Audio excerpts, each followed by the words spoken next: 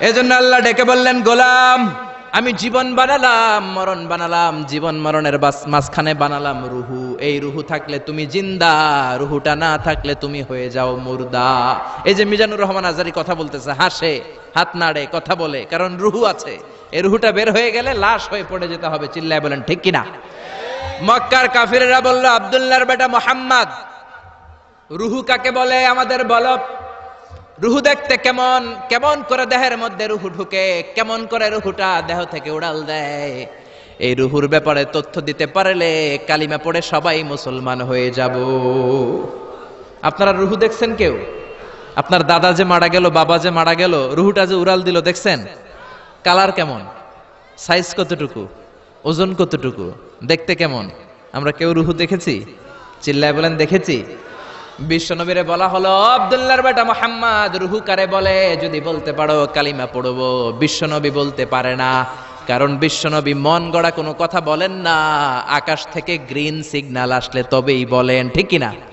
বিশ্বনবী আল্লাহ তাআলার পক্ষ থেকে গ্রিন সিগন্যাল পাওয়ার জন্য উপরে তাকিয়ে রইলেন, আয়াত নাজিল হয়ে গেল। ইয়াসআলুনাকা আনির রূহি কুলির রূহু মিন আমরি রাব্বি ওয়া মা উতীতুম মিনাল ইলমি ইল্লা কালিলা। ও নবী, লোকেরা আপনারা জিজ্ঞেস করে রূহ কাকে বলে। মা হুয়া রূহ, হোয়াট ইজ দ্য স্পিরিট? আপনি বলে দেন রূহ হলো আল্লাহর পক্ষ থেকে স্পেশাল অর্ডার। আল্লাহর অর্ডারে এই রূহটা দেহের মধ্যে ঢোকে, আবার আল্লাহর অর্ডারে রূহ বের হয়ে যায়। আল্লাহু আকবার। এই রূহটা মানুষের দেহে ঢুকে কার অর্ডারে, আবার বের হয়ে যাবে কার অর্ডারে? পৃথিবীর যত বিজ্ঞানীরা আছে সবাই মিলেও কি একটা রূহ বানাতে পারবে? জোরে বলেন না, রূহ বানাতে পারবে?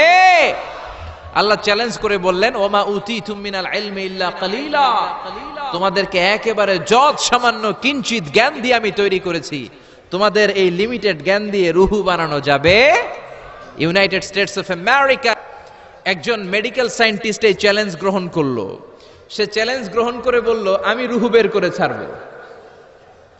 কি বের করব? রুহু।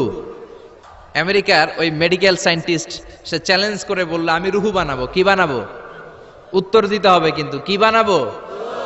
রুহু বানাবো। কেমন করে রুহু বের হয় এটা আবিষ্কার করে আমি নোবেল প্রাইজ জিতবো, নোবেল লরেট হব।